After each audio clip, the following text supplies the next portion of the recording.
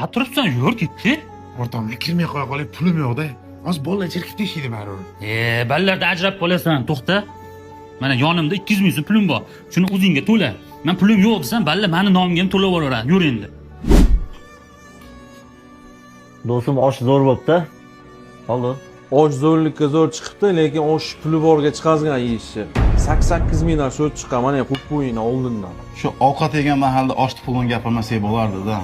Ha, to'g'ri. O'zi zo'r qolib keladigan odamlarimiz bor oshga. Pulni gapirmasa bo'lmaydi. Bu o'tgan safar 3 dollarga men pul to'lab o'rganman. Indamasdan ketaverishdi. To'g'ri aytasan, shuni qo'l yuvib keladi deb ketaveradiganlar ham ko'payib ketdi. Mana meniki. Menga ham to'lab qo'ymading nima? Mazali ovqatdan bemaza qildik.